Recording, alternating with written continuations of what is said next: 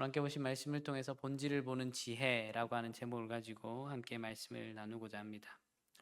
우리는 교회에 와서 설교를 듣거나 찬양을 하면서 나아갈 때 아멘 또는 할렐루야라고 얘기를 하면서 구원받은 사람으로서 그렇게 고백을 합니다. 그런데 정작 월요일부터 토요일까지 그 피 터지는 세상의 한복판에 딱 나가면 어떻게 됩니까?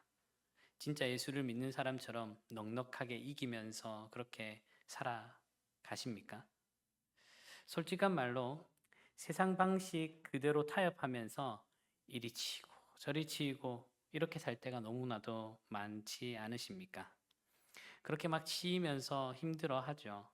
여러분, 성경은요, 죽어서 천국 가는 어떤 티켓, 이 티켓을 발권해주는 그런 책이 아닙니다.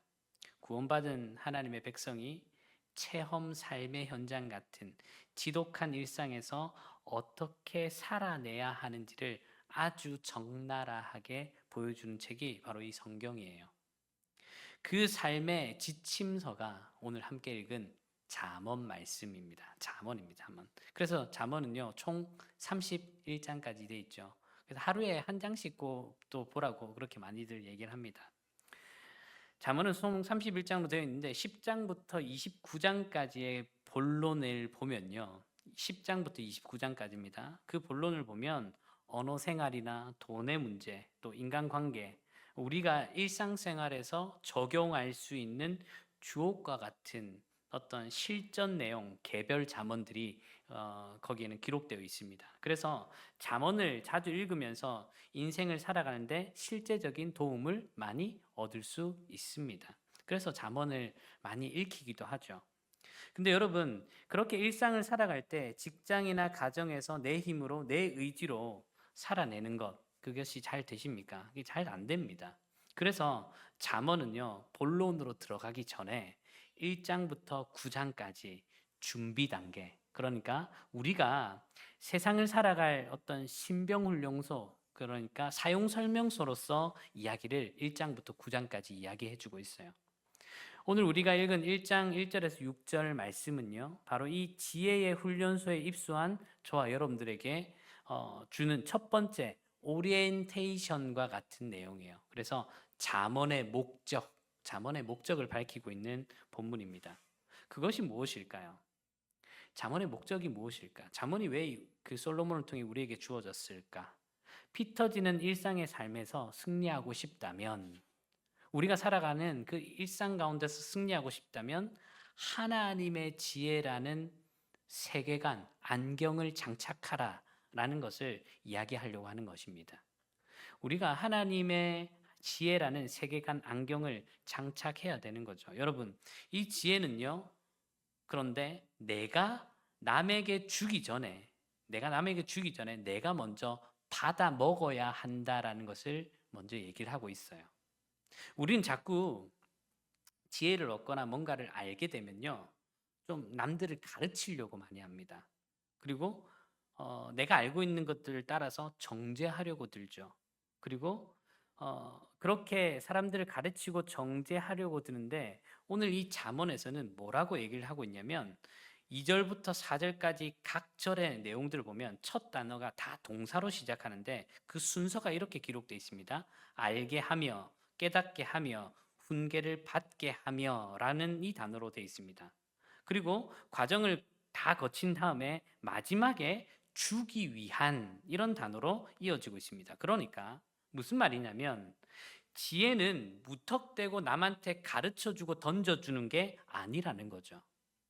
내가 먼저 그 하나님의 훈계와 지혜를 내 심령 깊숙이 받아들이는 것이 먼저다라는 사실을 얘기를 하고 있어요. 그러니까 1장 1절부터 6절까지의 내용은요, 너희가 하나님의 지혜를 너희가 먼저 받아야 돼, 이 얘기를 하고 있는 거예요. 1절에서 잠언이라고 하는 이 단어가 히브리어로 마샬이라고 하는 단어인데, 이 말씀은 내 인생 전체를 다스리고 지배하는 주권적인 말씀, 그러니까 내 삶을 유익하게 돕는 확고한 가르침, 이게 잠언이라고 하는 뜻입니다. 그런데 이 말씀이 먼저 누구에게 와야 된다고? 내 안에 와야 된다는 거예요.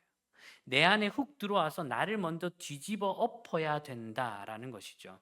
그렇기에 이 지혜의 학교에는 예외가 없습니다. 모든 사람이 이 지혜를 들어야 되는 것입니다. 알고 있는 사람, 모르고 있는 사람 상관없이 모든 사람이 이 지혜를 듣때 누구에게 먼저? 나에게 먼저. 그리고 4절을 보니까 이 잠언에 대해서 뭐라고 얘기하냐면 4절에서 이렇게 이야기하죠. 어리석은 자를 슬기롭게 하며 젊은 자에게 지식과 근신함을 주기 위한 것이다 라고 말씀하고 있습니다. 여기서 어리석은 자는 모자란 사람이 아니라 세상 물정 모르고 순진해서 아직 제대로 된 교육을 못 받은, 그래서 진짜 절실한 지혜가 필요한 사람, 이것을 바로 어리석은 자로 얘기를 하고 있고요. 그리고 혈기만 왕성하고 경험이 부족해서, 우리가 20대 되면 혈기가 왕성하잖아요. 혈기가 왕성할 때 경험이 부족해서 성급하게 받아들이기 쉬운 젊은이들에게 뭐가 필요하다? 지혜가 필요하다. 이 말을 하고 있는 거예요. 그런데 놀라운 건요, 5절에서 뭐라고 얘기하냐면 지혜 있는 자는 듣고 학식이 더할 것이고 명철한 자는 지략을 얻을 것이다 라고까지 얘기합니다. 그러니까 이 말은 어떤 말이냐면 지혜라고 하는 것은 계속적으로 우리가 들어야 될 이야기. 신앙생활에는요, 졸업이라고 하는 게 없습니다. 나 모태신앙이야, 나 목사야, 나 직분자야, 이거 다 소용없습니다. 초보자든 이미 지혜를 가졌다고 생각하는 노련한 성도든 상관없이 우리는 끊임없이 하나님의 지혜의 말씀을 듣고 내 썩어 빠진 삶의 방식을 계속 고정해 나가야 되는 훈련생임을 말하고 있는 거예요. 여러분, 그래서 지혜는요, 계속 배워 나가야 되는 겁니다. 하나님의 지혜는 계속 알아가야 되는 거예요. 그리고 이 지혜는 세상의 어떤 얄팍한 어떤 잔머리 같은 게 아닙니다. 세상을 보는 세계관, 안경이 바로 지혜예요. 보통 세상에서 말하는 지혜는 어떤 겁니까? 세상에서 말하는 지혜는요, 이런 겁니다. 급변하는 환경 속에서 길을 찾아내는 어떤 탁월한 처세술과 같은 것, 또는 전략적인 판단력, 또는 경험적인 통찰, 삶의 연륜 속에 드러나는 어떤 통찰, 이런 것들을 그 세상 속에서는 지혜라고 얘기합니다. 그런데 이 모든 것은 복잡한 이해관계 속에서 손해를 보지 않고 자기의 이익을 극대화시키고 효율적으로 목표를 달성하는 실용적인 능력이에요. 그렇잖아요. 우리가 살아가는 때 실용적인 그 능력들이 바로 이 지혜라고 얘기를 하는데, 험난한 세상을 살아가는데 이러한 기술들이 필요합니다. 그렇지만 이 모든 기술들은요, 자칫 자기중심적으로 되어지고 잔머리나 기회주의적인 수단으로 변질된 위험이 훨씬 더 큽니다. 반면 성경이 말하는 지혜는 어떤 걸까요? 성경이 말하는 지혜는 단순히 상황을 모면하거나 이득을 취하는 어떤 기술 같은 게 아니에요. 성경적 지혜의 본질은요, 오늘 본문에서 명확하게 얘기를 하고 있는 것은 무엇인가? 하나님을 경외하라라는 창조의 질서 위에 세워진 삶의 태도가 바로 지혜입니다. 하나님 경외의 사상이에요. 내가 주인이 되어 내 이익을 따라서 계산하는 게 아니라 온 우주의 주인이신 하나님의 뜻에 나의 삶을 조율시키는 것, 나의 삶을 조율하는 그 능력, 그게 바로 지혜라는 거예요. 그러므로 성경이 말하는 지혜로운 자는요, 자기 꾀를 가지고 승리를 거머쥐는 사람이 아닙니다. 오히려 어떤 사람이냐? 자신의 한계를 인정하고 하나님의 공의를 따르는 사람. 그런 사람이 지혜로운 사람이에요. 결국 세상의 지혜가 어떻게 하면 내가 잘 살 것인가에 내가 어떻게 하면 잘 살 것인가에 대한 어떤 처세에 집중하는 것이라면, 성경의 지혜는요, 어떻게 하면 하나님 앞에서 바르게 삶을 살아낼 것인가, 관계에 뿌리를 두고 있는 것이 바로 지혜라는 거예요.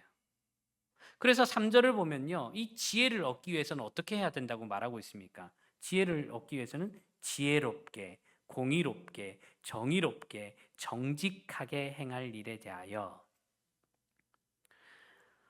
하나님 앞에서 행할 것들은요, 윤리적으로 신앙적인 어떤 뼈대가 먼저 형성되어야 된다라고 가르치고 있습니다. 그래서 여러분, 지혜는요, 세계관인 거예요. 세계관. 안경이죠.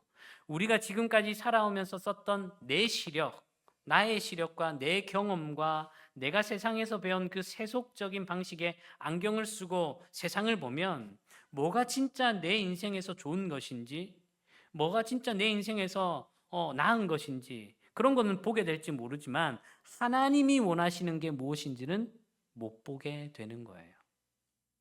하지만 내 안경을 박살내고 하나님의 지혜라는 안경을 쓰고 그렇게 보는 순간에 비로소 선한 것이 무엇인지, 하나님이 원하시는 것이 무엇인지, 우리 주님이 복 주시는 것이 무엇인지, 진짜 길이 무엇인지가 보이게 되는 것입니다.